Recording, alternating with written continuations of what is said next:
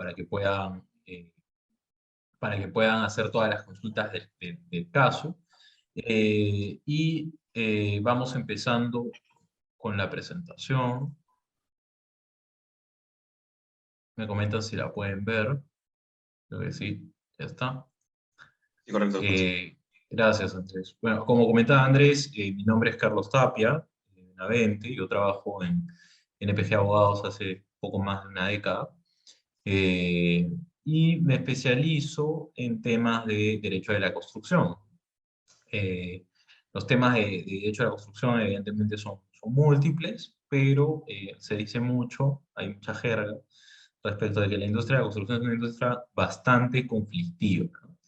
Y en el marco de los proyectos de construcción existen muchas disputas. Y por ende es sumamente relevante e importante para los profesionales que estamos bastante relacionados con el sector, poder tener herramientas costo eficientes, oportunas, modernas, para brindar a nuestros clientes y para también ejecutarlas en sí, para generar mejores proyectos. Entonces, también creo que es importante para ustedes que están en este curso relacionado a la capacitación para arbitraje o para la lista de árbitros de la RNA, que tengan una perspectiva respecto de las juntas de resolución de disputas. Pero antes de hablar de la Junta de Resolución de Disputas, que es una regulación particular de la norma de contrataciones peruana, creo que se debe tener una visión más holística del Dispute Board. Y de verdad ver si el Dispute Board es el papá de las juntas de resolución de disputas, o si son animales distintos, ¿no? Si estamos hablando de repente de un lobo y un perro, o si estamos hablando en realidad de un lobo de un perro y un gato, o si estamos hablando de un animal de la Tierra, un animal de fuera del planeta. Entonces, tenemos que ver, creo yo, la visión holística del concepto del Dispute Board, porque en algún grado ha servido de inspiración para la regulación de la JRD en la normativa de contrataciones del Estado. Pues habiendo dicho eso, principalmente quería ver con ustedes tres temas, algunos aspectos conceptuales relacionados a estos dispute boards, también ver un poco de los antecedentes, de dónde vienen los dispute boards, cuál es el background de este mecanismo de solución de controversias, y vamos a verlo principalmente basado en experiencias internacionales. Y finalmente vamos a hacer un repaso muy introductorio, por ser la primera sesión de este tema, sobre algunas características, ventajas y tipos de los dispute board, y en las próximas sesiones sí entraremos al detalle correspondiente en cada una de ellas. Entonces, cuando diseñaba esta presentación, recordaba las primeras veces que tenía algunas aproximaciones con Dispute Board y las conversaciones que he tenido con personas que no estaban familiarizadas al mecanismo o que tenían un conocimiento muy superficial del mecanismo, o habían escuchado del mecanismo porque estaba de moda en ningún otro lado del mundo y querían ver cómo se podía traer aquí. Entonces, alguna de las preguntas que escuchaba era, oye, ¿es el Dispute Board una suerte de arbitraje? ¿Es un arbitraje pequeño? Entonces, realmente no lo es. El arbitraje tiene unas consideraciones particulares, un procedimiento particular. El arbitraje en nuestra legislación tiene fuente legal. Los árbitros ejercen jurisdicción. Claro, hay un convenio arbitral, entonces hay una vertiente mixta, ¿no? De fuente del arbitraje. Pero creo yo que la principal diferencia entre el arbitraje y el dispute board es la visión forense del arbitraje. El arbitraje tiene un encargo, llega a los árbitros, al tribunal, una controversia cuando ya ha sucedido, cuando la obra ya ha pasado por este problema, y tiene que el tribunal hacer un ejercicio de reconstrucción de los hechos, en base evidentemente a las pruebas que aportan las partes, pero tiene que hacer un análisis retrospectivo forense, tiene que hacer un ejercicio de intentar descifrar lo que pasó para poder tomar una decisión basados principalmente en criterios legales, pero claro, soportados en temas técnicos. Entonces, el dispute board no es claramente un arbitraje pequeño. Bueno, entonces, la otra pregunta que también alguna vez he escuchado, si no es un arbitraje pequeño, entonces es una conciliación o una mediación muy compleja. Bueno, tampoco. Puede parecer, puede tener algunos rasgos de similitud con la conciliación, con la mediación, por el hecho de la filosofía de tratar de acercar a las partes, por el hecho de tratar de llegar a una solución consensuada en algunas ocasiones, por el hecho de tratar de que las partes den sus posiciones, pero finalmente no lo es, los resultados de las conciliaciones no son obligatorios, en la práctica las conciliaciones y las mediaciones no han tenido un resultado bueno sobre la solución de conflictos en construcción, un mecanismo totalmente diferente, y al igual que en el arbitraje, los conciliadores o los mediadores tienen la historia de lo que pasó de manera retrospectiva, ¿no? Y están supeditados a la información que las partes también puedan brindarle cuando les llevan el reclamo o el claim. Eh, Otra pregunta que por ahí he escuchado, ¿es el dispute board un mecanismo de fuente legal? Es decir, hay una ley que dice los contratos tales deben llevar dispute board, eh, o más bien es contractual, ¿no? Hay un pacto que en los contratos, en contratos determinados, sobre si se debe o no utilizar un dispute board. Bueno, la respuesta es que el dispute board es contractual, viene de la autonomía de la voluntad, lo vamos a ver más adelante, y la regla es que no haya una regulación que los obligue a utilizar dispute boards, no es la naturaleza, no es parte del ADN. Sin embargo, vamos a ver también que existe cierta regulación en algunos lugares donde existen ciertos apoyos al dispute board, ciertas promociones al dispute board, pero siempre recordar que el dispute board es el hijo de la autonomía de la voluntad. Eh, Número 4, y esto sí es súper importante porque creo que es un tema que tenemos que tener nosotros, tenemos que desarrollar un sentido crítico sobre este punto, es si el dispute board es un fin en sí mismo o simplemente es una herramienta. Entonces, aquí el análisis que tenemos que hacer es, oye, ¿el dispute board es bueno? Sí, es bueno, pero ¿es un fin en sí mismo? Es decir, por ser bueno debe estar en todos los contratos, por sí mismo es una buena práctica, sí, claro, para solucionar controversias, pero debe ser una práctica estandarizada, debe ser masiva, debe tenerse en todos los casos. Y pues no, el dispute board es una herramienta, es una forma de solucionar las controversias, eh, es un mecanismo que sirve a los objetivos del proyecto final.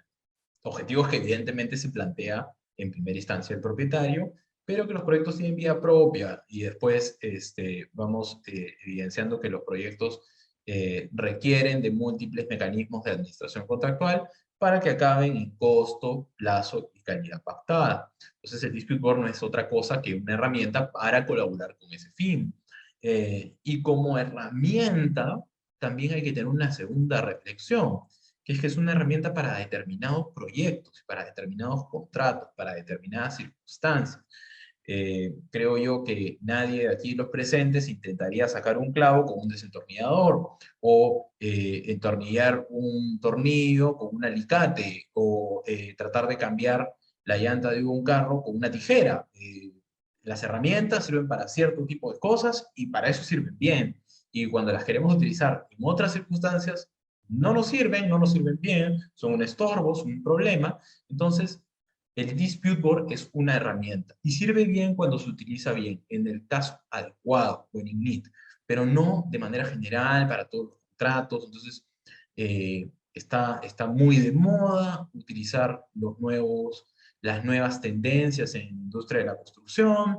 Estamos importando modelos de contratos de otros países, NEC, estamos utilizando FIDIC, estamos utilizando estándares y conceptos de otras legislaciones, pero no necesariamente son aplicables al 100% de las condiciones y en el 100% de las veces. Entonces, eso es una reflexión que creo que nosotros como operadores del sistema, como personas con experiencia en contratación pública, siempre tenemos que tener en cuenta. Y no podemos vender la utilización de mecanismos solamente porque nos parece que son buenos en algunas ocasiones, ¿no? Hay que hacer ese análisis crítico sobre cuándo un dispute board es útil para un proyecto y cuándo no. Número 5, otra de las preguntas que alguna vez he escuchado, oye, ¿el dispute board tiene plazos precursores, un proceso protocolar, un proceso formal? Y la verdad es que como esto es una consecuencia de su naturaleza, es parte del ADN del dispute board de ser el reflejo de la autonomía de la voluntad, que es contractual, entonces el proceso no es protocolar, no es formal. Los paneles deben tener ese halo de, no de informalidad, pero sí de flexibilidad para poder responder a los proyectos determinados en las circunstancias determinadas. Es posible, las partes pueden volver un proceso, un dispute board más rígido y más formal, pero no necesariamente es la mejor recomendación. Creo yo que el valor agregado de los dispute board y lo vamos a ver más adelante, es la posibilidad de aportar al proyecto como parte de la administración del proyecto. Pero si se ven acotados o sesgados en sus competencias, en sus funciones, en la posibilidad de conocer ciertos reclamos y ciertos reclamos no, o determinar que no se puede hacer más de una reunión o más de una audiencia, como le llaman en la Junta de Resolución de Disputas, o que solamente se puede hacer una visita a la semana a la obra, no se pueden hacer más visitas, vamos coaccionando la finalidad de la herramienta y la vamos haciendo menos útil para los fines del proyecto y eso puede ser peligroso y puede ser contraproducente. Entonces, no es un proceso protocolar, queda en la iniciativa de la voluntad de las partes regular más o menos el procedimiento, pero en principio debe ser informal, la recomendación es que no lo sea. Ahora bien, para entender el concepto, eh, considero que una buena práctica es entenderlo en base a un caso. Y no solamente lo considero yo, sino que inclusive uno de los principales exponentes en este tema, que es Steven Chern, que es un abogado de Reino Unido, tiene un libro que es muy famoso y que yo siempre lo recomiendo para entender los dispute boards, es Chern on Dispute Boards, Practice and Procedure del 2015, lo pueden conseguir, está en Amazon. Eh, y es un libro que es sumamente valioso para cualquier persona que quiera, sin importar profesión, que quiera empezar a entender los dispute boards y por ende, en añadidura, vamos a ver después que también es una herramienta útil para la Junta de Resolución de Disputas. Entonces, Chern, cuando tiene esta aproximación al dispute board, lo explica a través de un caso, y lo explica a través de un caso cuyo problema es resuelto a través de los mecanismos tradicionales de solución de controversias. Y compara esa forma de resolverlos contra el dispute board para llegar a la conclusión de si es útil o no el dispute board versus los mecanismos tradicionales. Entonces, el caso es el siguiente. Este es un contratista que hace un proyecto de puente, hace un puente sobre un río principal en un país con un mercado emergente y durante la ejecución del proyecto, el contratista levanta la mano y señala, ojo, ojo, en la etapa de la excavación existe una condición no prevista en el suelo. Es decir, en los documentos técnicos, en el expediente técnico, memoria descriptiva, planos, estudio de suelos, no hay esta condición prevista en el suelo. Entonces, ello implica que se hagan más trabajos de excavación. Eso pasa muchísimas veces. Pasa, evidentemente, en proyectos de construcción como pueden ser puentes que tienen una considerable actividad de movimiento de tierras, porque tienen que utilizar pilotes de sostenimiento para el puente o dragar parte del río para poder utilizar más tierra o mover la tierra para los soportes del puente, pero también pasa mucho en proyectos en ciudades donde las redes de servicios públicos están por todos lados y no necesariamente están documentadas. eh, y estos casos de condición no prevista del suelo que muchas veces por personas que, que están en la industria pero que no tienen alguna especificación legal, las llaman como vicios ocultos, pero no debería ser porque los vicios ocultos son aquellos vicios posteriores a la recepción de la obra. Pero estas condiciones no previstas solo son sumamente, son el bread and butter, son el pan de cada día en proyectos donde hay excavación masiva. Entonces, como consecuencia de esta condición no prevista de suelo, el contratista reclama mayores trabajos de excavación que ascienden a $500.000 y pide una extensión del plazo de la obra, una extension of time, de 75 días. Ese es el reclamo del contratista.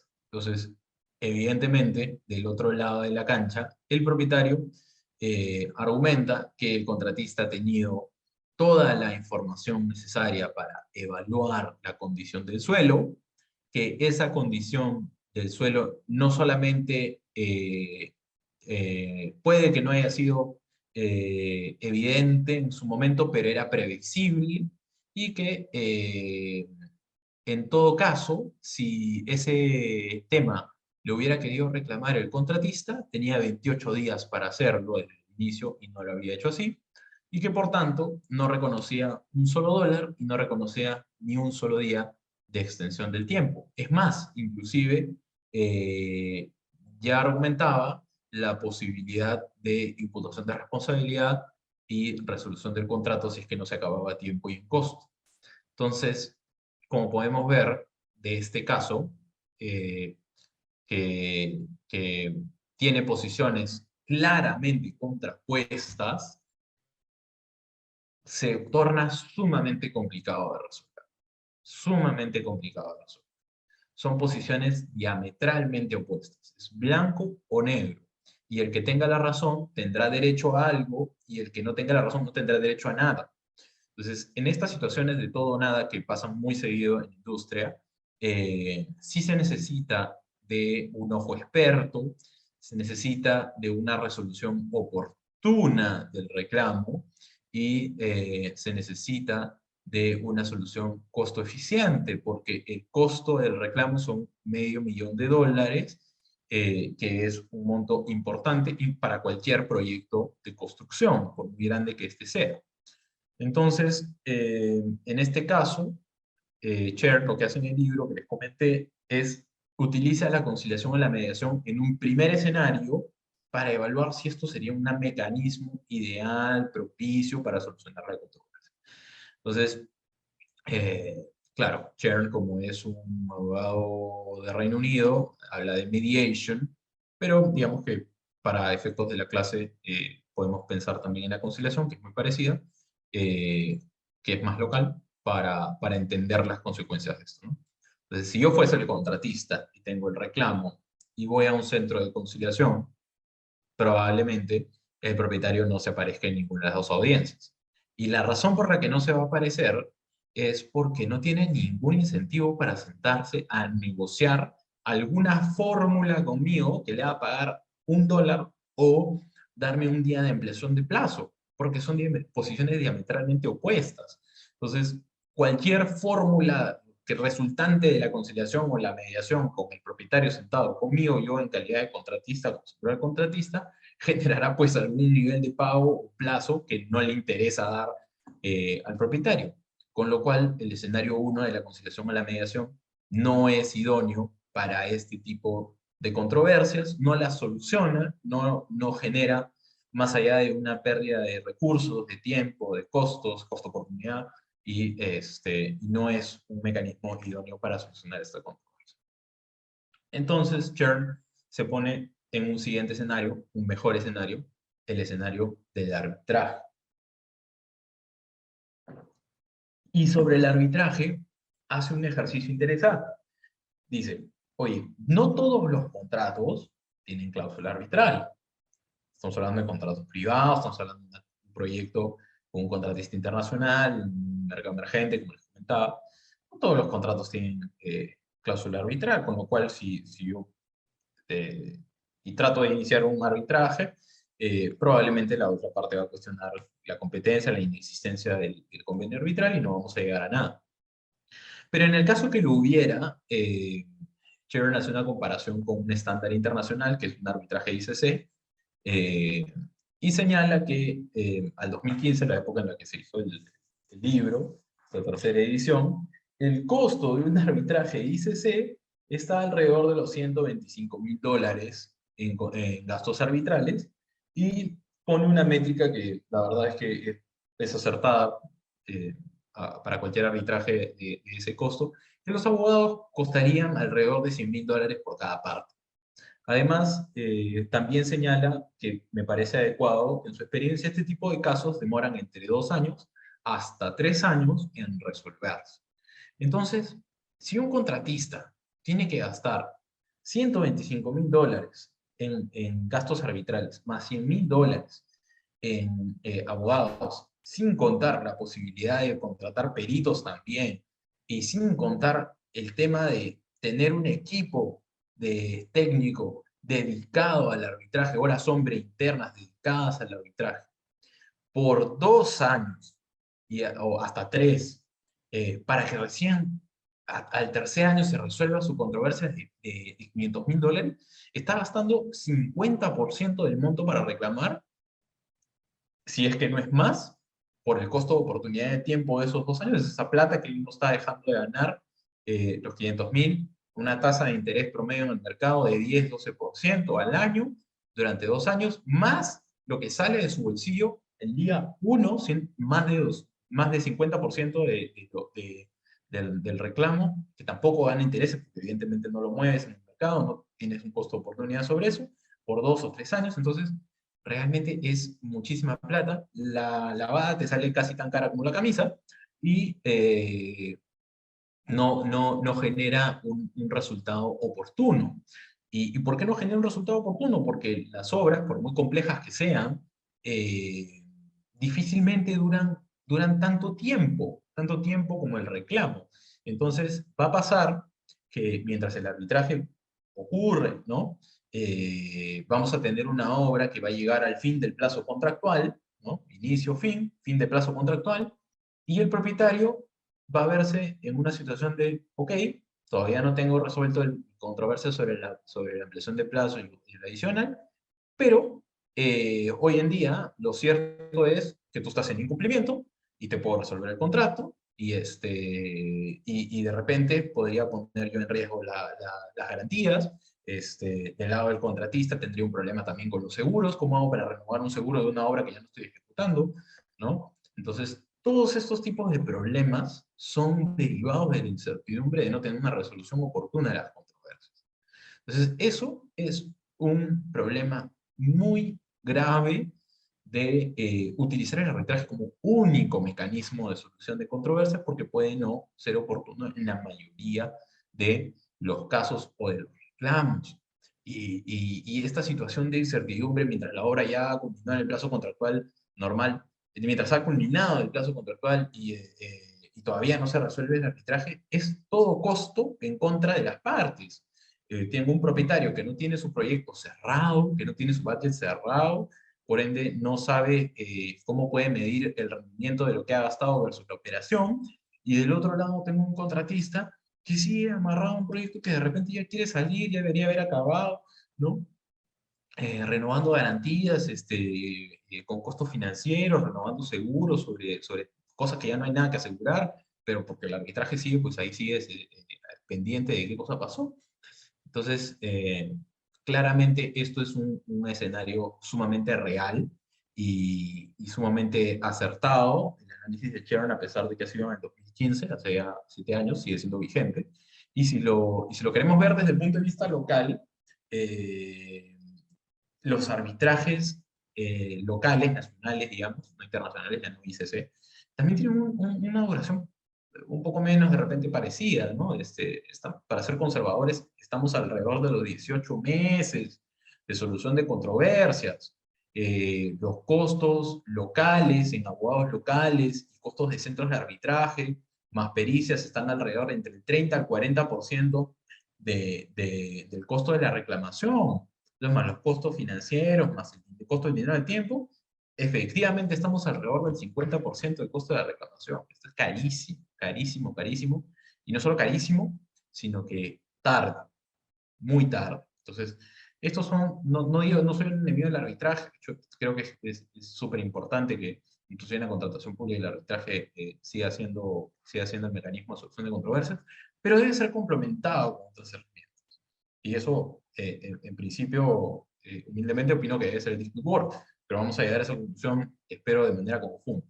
Entonces, en este segundo escenario, Chern también descarga el arbitraje, y bueno, se va a un escenario tercero, que es una posibilidad de la litigación judicial.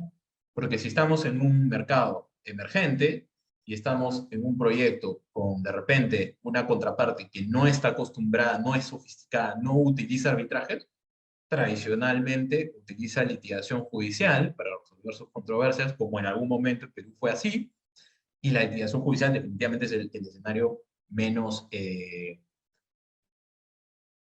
satisfactorio para las partes. Tienes de repente un poder judicial con mucha carga procesal, que toma entre 8 a 10 años de resolver las controversias. Es el mismo plazo que dice Chern en su libro, y yo creo que es correcto. Así pasa en procesos judiciales en Perú, más allá de que tienes em, personas que administran justicia que no son especialistas en el tema, y las controversias de esta naturaleza son sumamente técnicas. Saber si algo era previsible o no era previsible sobre el suelo es sumamente técnico.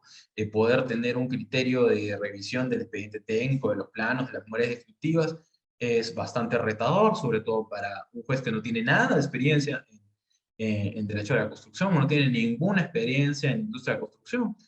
Podría ser muy complicado. Además, los costos de los abogados durante un juicio de 10 años hacen que sea totalmente prohibitivo la idea de irte a un proceso judicial. Entonces, este escenario también estaría descartado para solucionar nuestra controversia. Finalmente, Chern hace el ejercicio de utilizar un dispute board para solucionar la controversia. Y este ejercicio me parece sumamente explicativo, sumamente interesante, porque señala lo siguiente, dice, eh, asumamos que las partes pactaron en el contrato un dispute board, que el contrato, que el dispute board ha estado operativo desde su inicio. En este caso, el dispute board es de un miembro para el escenario que propone Chern.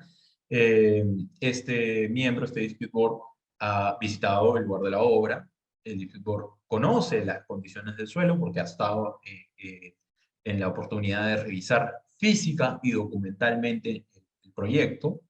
El dispute board ha discutido esta situación con las partes antes, porque ¿qué pasa? Cuando inicia un dispute board, cuando se constituye un dispute board, una de las principales prácticas, buenas prácticas, misiones del dispute board, es preguntarle a las partes, uno, cuáles son sus preocupaciones; dos, cuáles son sus expectativas por el proyecto; y tres, cuáles son los riesgos que les preocupan más; cuáles son los riesgos que hay que medir más; qué prácticas podemos tomar para que esos riesgos no se materialicen. Entonces, eso, que puede parecer algo poco importante, poco relevante, es sumamente importante que el dispute board haya ido socializando los problemas futuros del proyecto entre las partes. ¿Por qué? Porque una vez que esas preocupaciones y expectativas son materializadas en una conversación, lo razonable, lo lógico, lo diligente, es que las partes empiecen a tomar acción sobre eso. Y es probable que muchos de esos posibles contingencias, posibles controversias, nunca lleguen a materializarse porque las partes tomaron acción. Entonces, para este caso, Chern dice, oye, es probable, es lo más probable, que el dispute board haya discutido ya con las partes esta situación, esta preocupación sobre las condiciones del suelo antes. Además, el dispute board, según el contrato, tiene tiempo para investigar y emitir una decisión en 84 días. El otro dato más que él pone es que el dispute board cobra $3,000 por día efectivamente trabajado. Ojo, no es que es 84 por 3, ¿no? Por 3,000, no, es por los días que efectivamente trabaja el dispute board dentro de ese plazo de 84 días para asumir para decidir la controversia, cobrará lo que ha invertido. Y esto es sumamente importante, porque es que durante un procedimiento de dispute board, los miembros del miembro o los miembros de dispute board no están trabajando todo el tiempo, entonces no necesitan cobrar los 84 días, por ejemplo, que están aquí. Pero bueno, finalmente el dispute board, luego de 79 días de presentada la sumisión por parte del contratista, determina que corresponde un pago adicional de $424,000 por este costo adicional de trabajos de excavación y 34 días de ampliación de plazo. Bueno, ¿se resolvió oportunamente la controversia? Sí. 79 días, 9 días antes del plazo de 84, inclusive. Es un plazo razonable, bastante razonable para resolver una controversia. En la práctica, en Perú, con la Junta de Resolución de Disputas, las controversias se resuelven alrededor de 2 meses, mes y medio, muy similar a la experiencia que cuenta Chern. Y claro, el dispute board no le otorga al 100% tampoco la posición al contratista, porque evidentemente debe haber hecho un análisis del costo del $500,000 que pidió el contratista y lo bajó a $424,000 porque seguramente hay cosas que ha votado, que no ha considerado, incorrectas, y sobre el plazo igual, ha hecho un ejercicio de revisión del plazo. El quid del asunto aquí es que con esta forma oportuna de resolver la controversia, no hubieron paralizaciones de la obra y la obra finalmente se terminó ejecutando correctamente. Igualmente, Chern nos explica que si se otorgó el costo y el plazo, se debe entender que estos 28 días que tenía el contratista para presentar la controversia se fueron respetados. De hecho, Chern lo señala indirectamente porque dice que el dispute board había discutido ya esta situación con las partes antes. Particularidades, Chern no lo dice, pero estos 28 días son muy similares a los 28 días del procedimiento de reclamación de FIDI de 1990, de los libros de 1995. Entonces ya sabemos de dónde sacó el ejemplo Chern. Entonces, finalmente, otro dato interesante es que el dispute board solo cobró 7 días de trabajo, 5 de investigación y 2 de emisión o redacción de la decisión final, ¿no? En total fueron $21,000 que fueron divididos entre las partes.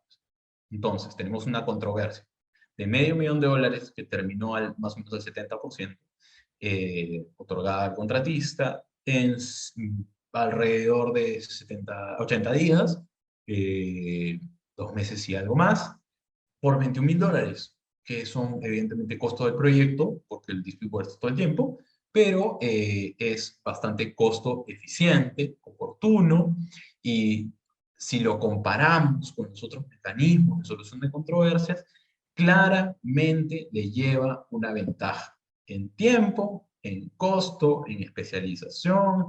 eh, es sumamente ventajoso el dispute board solamente si lo vemos de esta forma, sin aterrizar a las particularidades o peculiaridades del dispute board.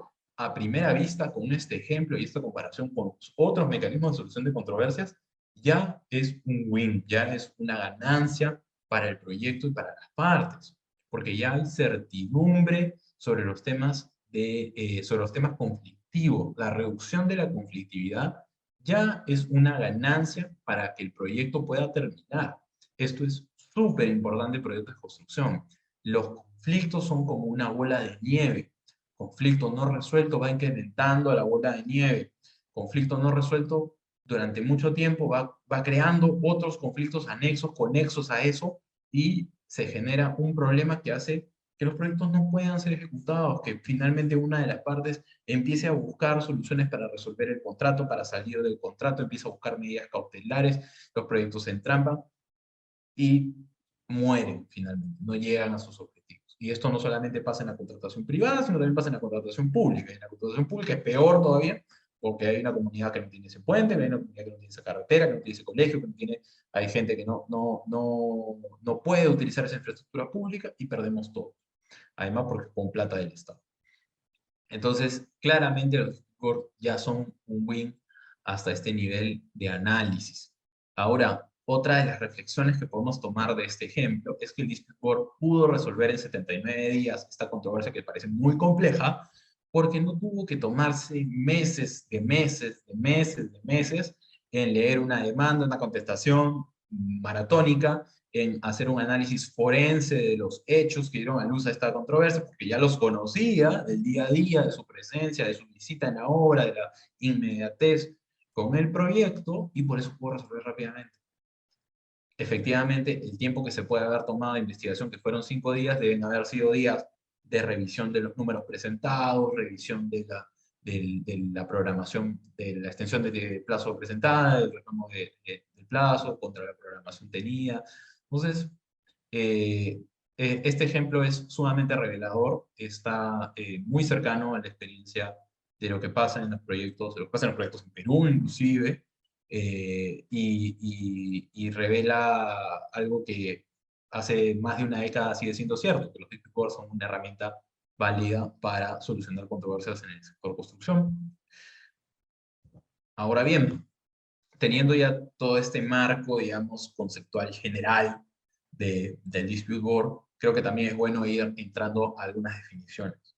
Y Roberto Hernández, que es un dispute board, un miembro de dispute board muy reconocido en la región, mexicano, tiene este libro que se llama Dispute Boards en Latinoamérica, Experiencias y Retos 2014, lo pueden encontrar en la biblioteca de Mario Castillo. Es muy bueno para entender, digamos, tener una visión más local de los dispute boards, pero él señala lo siguiente sobre los dispute boards, se genera una definición muy buena, que es que son medios de solución de controversias, medios de solución de controversias, de vuelta una herramienta, que tiene origen contractual, ya lo habíamos comentado, viene del contrato, es el hijo del contrato, en el que uno o más personas, llamados en su conjunto panel, miembros del dispute board, aquí hay una precisión que Roberto en la cita específica habla de adjudicadores, pero ahí ya sabemos que tenemos que hacer una diferencia con el adjudication de Reino Unido. Eh, este panel tiene la obligación, que aquí es sumamente importante, la obligación, pues es una obligación legal, derivada del contrato tripartito, es una obligación de conocer física y documentalmente el proyecto de construcción. Es decir, el Dispute Board, esto es parte del ADN del Dispute Board, tiene que conocer el proyecto, tiene que estar en el proyecto, física y documentalmente. Claro, no tiene que conocer todas las cartas del proyecto, pero sí las relevantes a los riesgos, expectativas, preocupaciones que las partes pusieron sobre la mesa desde el día 1. Entonces ahí es donde hay que enfocarse, pero sí, sí hay que conocer el proyecto.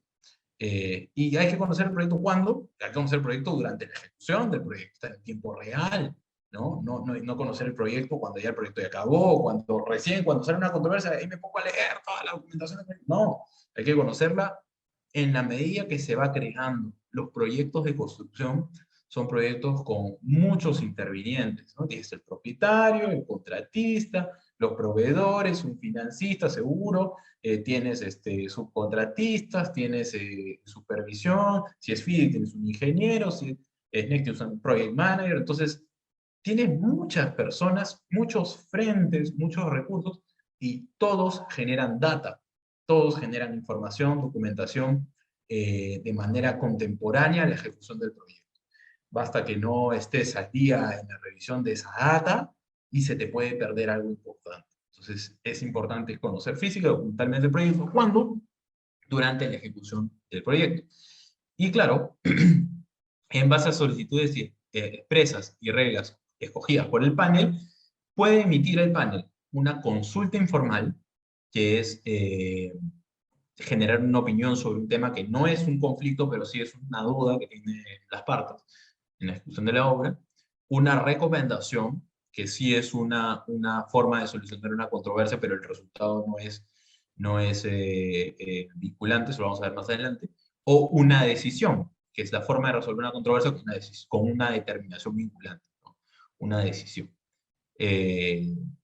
Para resolver una controversia con el objetivo de que el proyecto continúe con dicha discrepancia resuelta. Ojo, otro tema más envuelto en el ADN del mecanismo. ¿Cuál es la finalidad? Solucionar controversias. ¿Cuándo? Oportunamente. ¿Para qué? Para que el proyecto siga, para que el proyecto continúe con la discrepancia resuelta, para que la discrepancia sea superada, para que las partes no estén enfocadas en la pelea, sino en la ejecución del proyecto con los temas saneados. Entonces, esto es súper importante de cara al objetivo del Dispute Board. ¿Para qué solucionamos conflictos? Para que el proyecto siga vivo, para que el proyecto pueda continuar, para que el proyecto no paralice, para que la gente no empiece a idear formas en las que, ¿cómo hago para salirme del contrato? ¿Cómo hago para tener una medida cautelar? ¿Cómo hago para no meterle trabas al proyecto? Eso es sumamente importante a tener en cuenta cuando estamos frente a un dispute.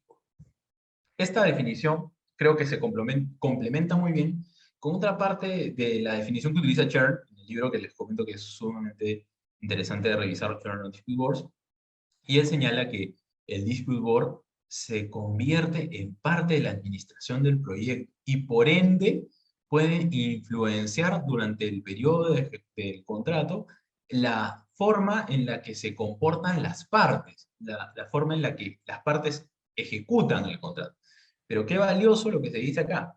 El Dispute Board es parte de la administración del proyecto, es parte del proyecto. No es un tercero que viene, que lo llamamos cada vez que me peleo con mi amigo el contratista, con mi amigo el propietario. No, es parte de la gestión y administración del proyecto.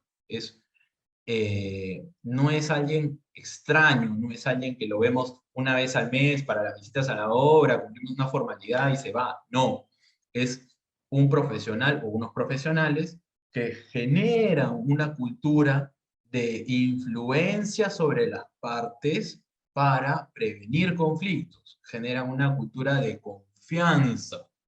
Y esto seguramente se lo van a escuchar a decir en algún momento a Jaime Grey, por ejemplo, que es socio de NPG y que es un explicador con mucha experiencia.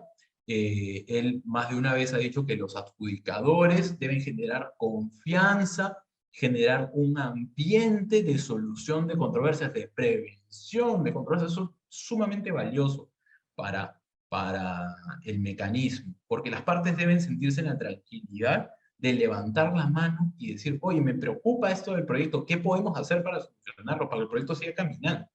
Esa confianza que tiene que haber en los adjudicadores no se puede perder. El día que una parte considera que los adjudicadores están resolviendo todo a favor de uno, están dando toda la razón a alguien, están tomando posición por una parte, ese día los adjudicadores dejan de tener legitimidad en el proyecto y se vuelven una traba más y no un mecanismo de facilitación a los objetivos del proyecto. Chern más adelante señala, en contraste con otros métodos de solución de disputas de la industria de la construcción, el Dispute Board actúa en tiempo real, de vuelta, ¿no? En tiempo real, sumamente importante, ¿no? Comparado con los procesos judiciales o los arbitrajes que tienen que a trabajar, peleársela, lidiar con eventos que han ocurrido en un pasado muy distante. Entonces, claramente hay beneficios respecto de los procesos judiciales, los arbitrajes, y esta característica de tiempo real es sumamente importante.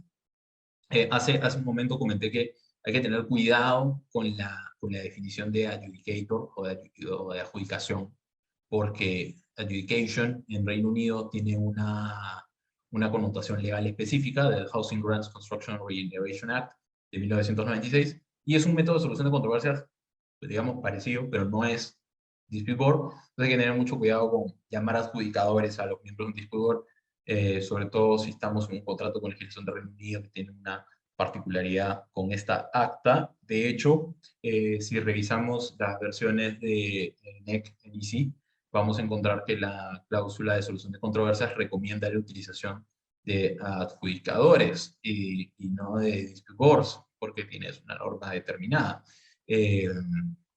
Sin embargo, nosotros, por ejemplo, para la asesoría que en su momento dimos a los Juegos Panamericanos, tuvimos que hacer una cláusula Z específica para reemplazar la de solución de controversias en los NEC y utilizar dispute boards y no utilizar adjudication, porque eso es una práctica de Reino Unido que no tiene base legal en Perú.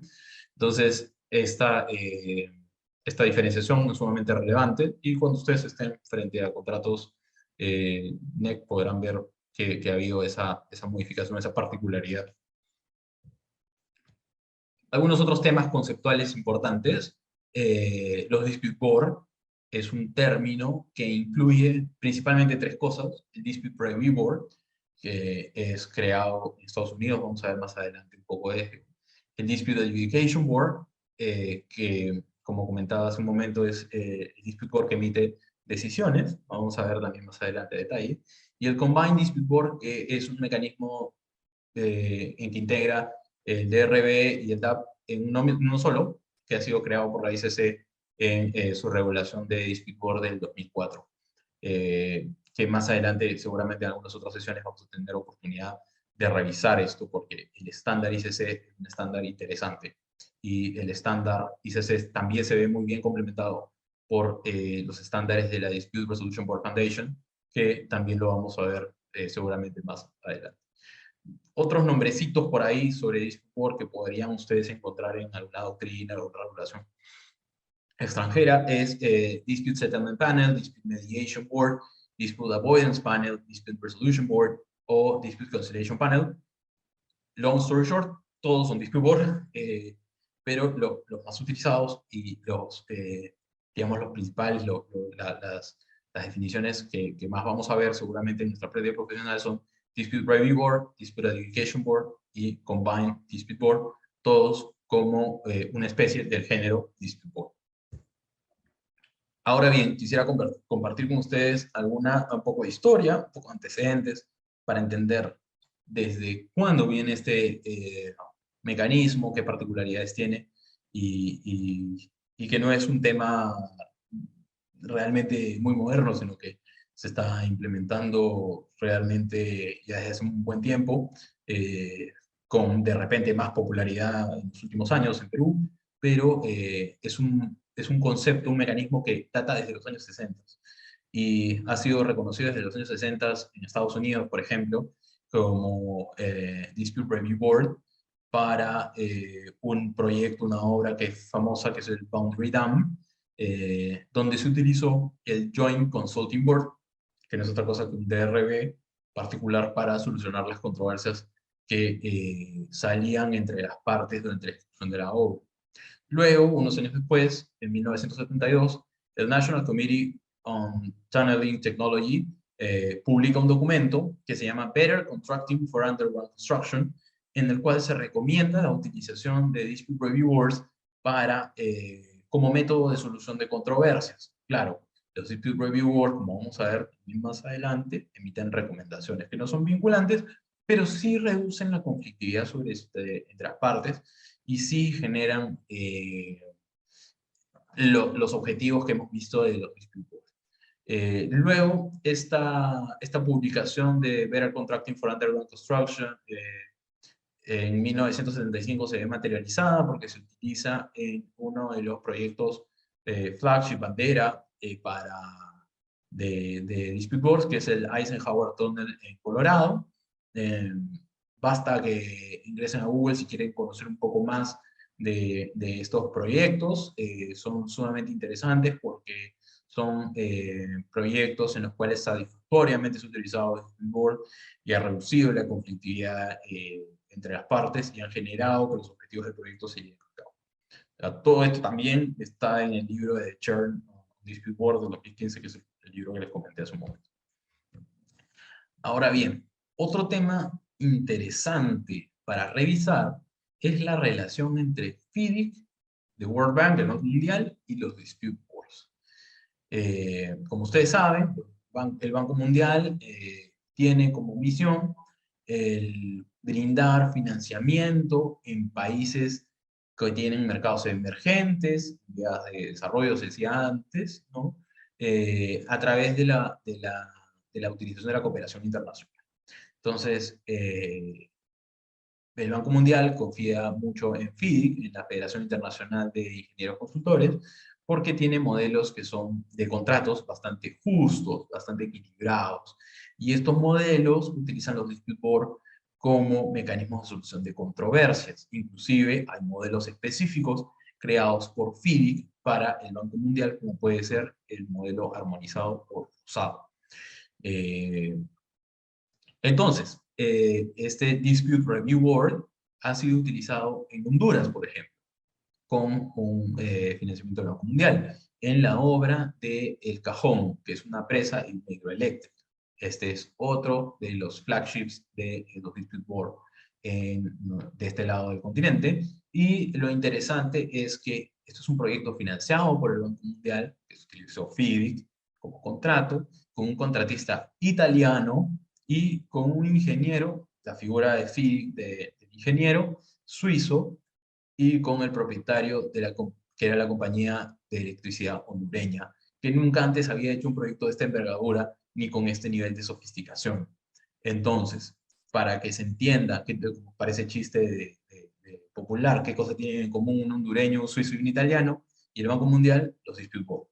Entonces, era la garantía de solución de controversias que brindaba seguridad a la inversión extranjera en un país como Honduras, que sabemos que tiene un mercado que está emergiendo, que una economía desarrollada, muy sofisticada. Entonces, para poder atraer inversión de estándar, del mejor estándar posible, y contratistas internacionales, inversionistas internacionales, se utilizó FIDIC y se utilizaron los dispute board de manera satisfactoria en este proyecto. Y bien, desde 1990, el Banco Mundial y FIDIC han impulsado claramente los dispute board a través del contrato. De hecho, los contratos de FIDIC de 1995 han sido utilizados en múltiples veces en múltiples proyectos en Perú, con dispute board como mecanismo de solución de controversias. Un tema interesante también que tenemos que tener en cuenta es la relevancia y el crecimiento de los dispute board. Para el 2015, Chern señala que habían documentados más de 6.600 proyectos cuyo costo, cuyo monto de ejecución es más de 200.000 millones de dólares. Es decir, es más de la brecha de infraestructura del Perú hoy en día. Entonces, claramente es un mecanismo popular. Hace 7 años ya lo es. Este número claramente tiene que haber crecido. Y está aceptado internacionalmente. Es un estándar internacional utilizar dispute board como mecanismo de solución de controversias en la industria de construcción y en proyectos de infraestructura. Siguiente punto, algunas características para hacer un poco de síntesis y suma a lo que venimos explicando. Número 1, es un mecanismo de solución de controversias en tiempo real. Tiene esta característica de inmediatez, de tener cercanía con la documentación, con el proyecto y con las partes. Más importante, ojo, los proyectos de construcción los ejecutamos personas, y las personas nos vinculamos, tenemos relaciones personales, ¿no? No personales en el sentido amoroso, pero personales profesionales. Entonces, esas relaciones personales son emocionales hasta cierto punto, y la inmediatez del dispute board, algunos dispute board dicen hay que ser un poco psicólogo, es útil, es sumamente útil para ser un puente de comunicación entre las partes cuando las posiciones están muy en confrontación. Es un mecanismo claramente costo eficiente, muy costo eficiente, también con plazos oportunos, lo cual es consecuencia. Lo primero, pues, si tú resuelves una controversia a tiempo, entonces el costo para resolver la controversia se vuelve eficiente.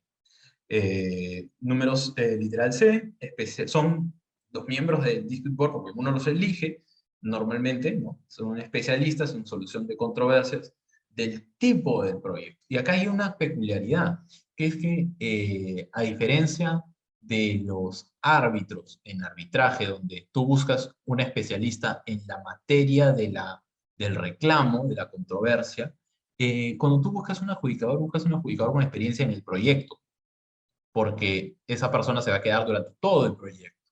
Entonces, cuando estás haciendo una hidroeléctrica, tú quieres un adjudicador que haya tenido experiencia en hidroeléctricas, construyendo, la solución de controversias, que ha estado relacionado.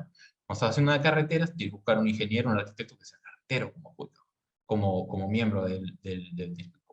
No quieres, por más que las controversias puedan ser de ampliaciones plazas, no quieres un especialista en programación, porque de repente no tiene idea cómo programar el tipo de proyecto que está viendo. Entonces, este es un tema, una peculiaridad del mecanismo que lo diferencia también del arbitraje. Otra característica es que es contractual, es claramente contractual. Chern, en el libro que les recomendé, dice que el dispute board es the child of the contract, es el hijo del contrato. Es sumamente importante eso porque responde a la voluntad de las partes. Evidentemente, las partes pueden someterse a reglamentos de instituciones de solución de controversias, puede ser ICC o localmente la Católica o la Cámara de Comercio, que tienen reglamentos sobre dispute boards. Eh, Literal E es un estándar internacionalmente reconocido, claramente. Miren el ejemplo que les puse hace un momento del Banco Mundial, de FIDI. Entonces, es una garantía a la atracción de la inversión extranjera, sobre todo en mercados en los cuales es necesario atraer inversión. Esto es una característica súper importante del mecanismo. Como les comenté también hace un momento, la característica del dispute board es poder crear confianza en el ambiente solucionador de problemas. Eh, es sumamente importante que los miembros del dispute board puedan anticiparse a las contingencias, a los problemas futuros, ¿no? Generar rutinas de mitigación de daños en las partes, costumbres de no esperar guardarse un reclamo para después reclamarlo, sino tratar de mitigar. Y eso está anclado también a la última característica de ser una herramienta de prevención de conflictos, ¿no?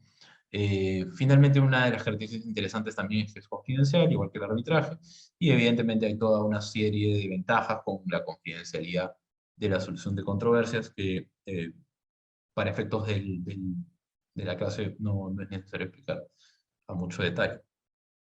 Ahora bien, vamos a entrar un poco, ya cerrando el tema de esta primera clase introductoria, a los tipos de dispute board, por lo menos de manera introductoria, para poder después, en una siguiente sesión, ya explicar a detalle cómo se entienden, cómo se explican, qué características particulares tienen.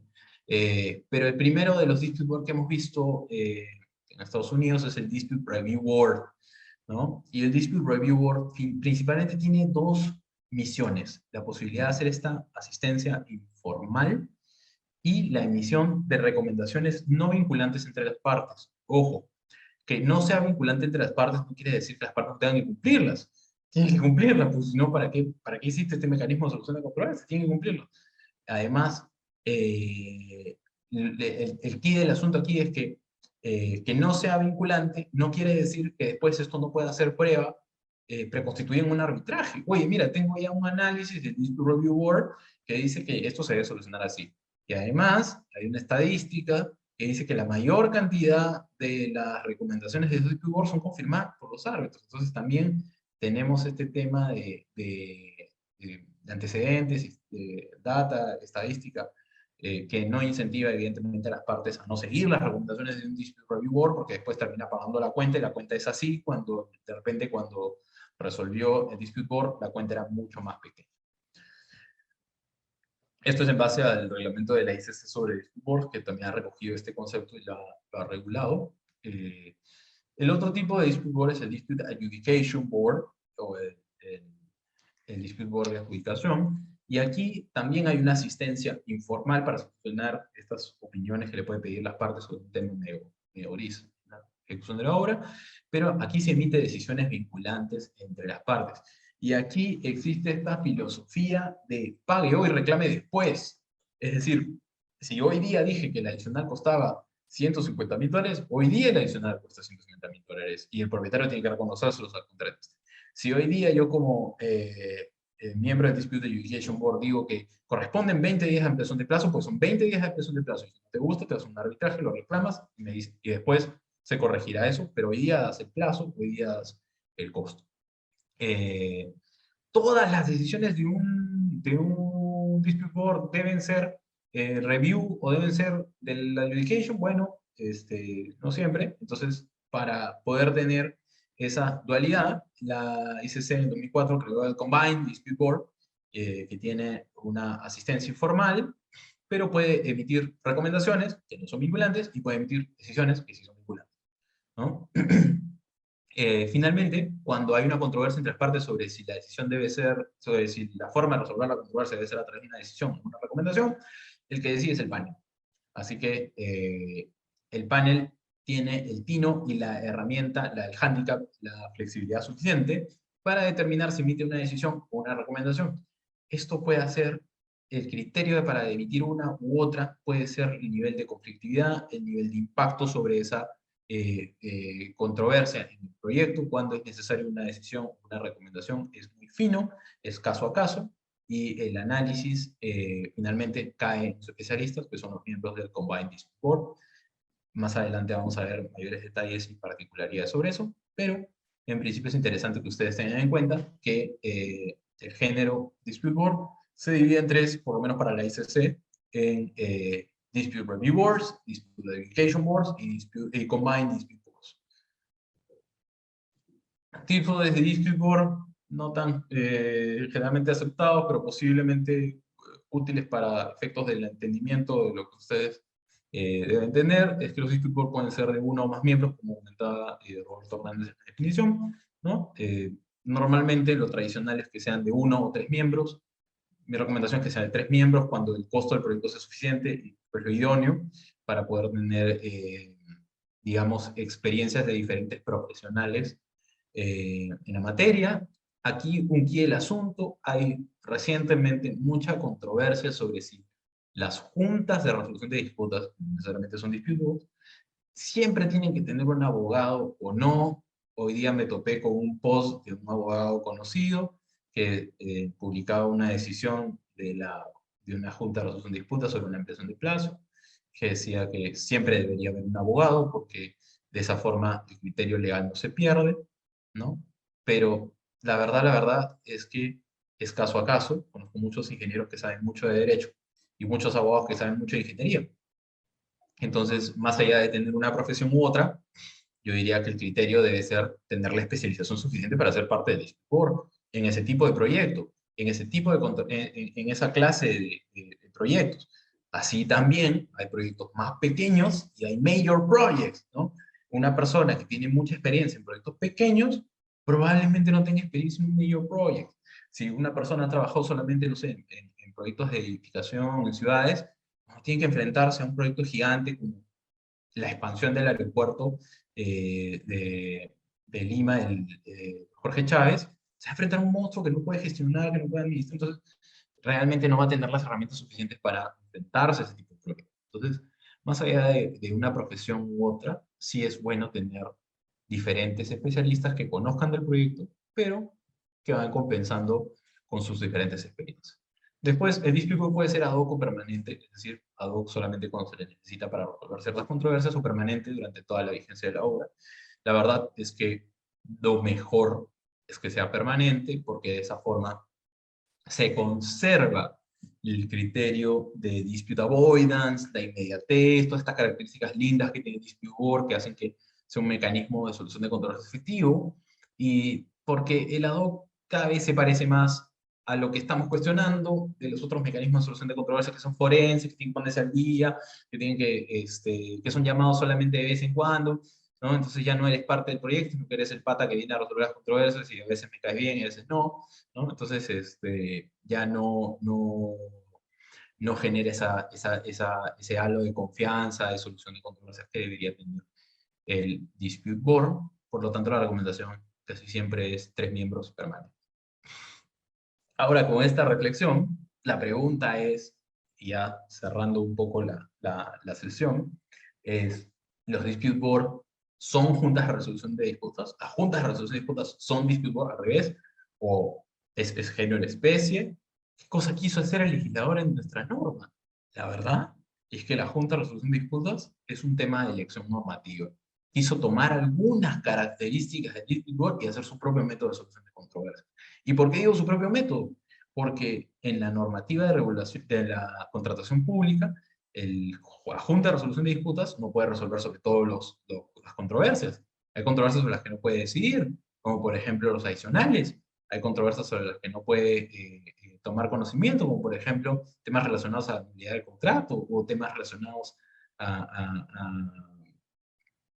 a temas con la Contraloría. Entonces, está un poco limitado. Está un poco limitado, es diferente. Hubo una elección de acuerdo a la cuantía de la obra para ver el tema de la cantidad de miembros, el tema de si es algo permanente. Entonces, la verdad es que la Junta de Resolución de Disputas es un animal parecido, pero diferente. Diferente. El legislador optó por que las decisiones de la Junta de Resolución de Disputas sean como la del Dispute Adjudication Board, eh, pero tiene sus bemoles porque el arbitraje recién lo puedes iniciar al final de la obra.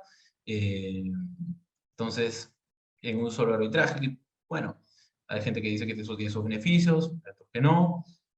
Hay mucho, la posibilidad de la concepción de contractual se perdió del dispute board porque, bueno, ahora tienes una ley que te dice que tiene que utilizarse ese mecanismo y el panel ya no es tan libre para determinar sus reglas porque ahora tiene centros de solución de controversias que son los que administran eh, la, la, la, la Junta de Resolución de Disputas. Entonces, la verdad es que se parecen, pero no son lo mismo. Y la Junta de Resolución de Disputas ha tenido también sus puntos de tensión, dicen los miembros de los centros de solución de controversias, que van a tener que ser parchados y han ido parchándose a través de directivas seguramente del OCE, a través de modificaciones de la norma. Eh, pero eso será materia de una siguiente sesión.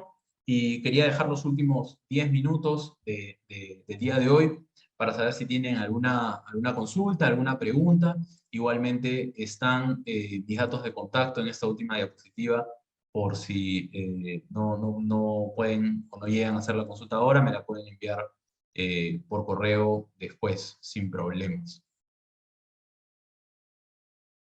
Les dejo la oportunidad del micro abierto, si tienen alguna consulta.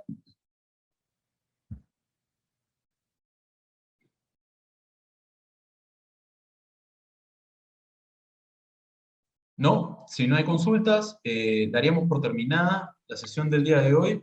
Les agradezco muchísimo su atención y su tiempo y estamos viéndonos seguramente el próximo jueves a la misma hora. Andrés, ¿tú tienes ahí algunos comentarios adicionales para ir cerrando? Bueno, muchísimas gracias, doctor, por la clase del día de hoy. Pues nada, ya entonces con esto damos por finalizada la clase del día de hoy, entonces mañana nos encontraremos para la siguiente clase. Muchas gracias con todo por su asistencia y muchas gracias, doctor, por la cátedra. Gracias por Buenas todo, noches. buenas noches, chao. Hola, buenas noches. Gracias, buenas noches. Muchas gracias.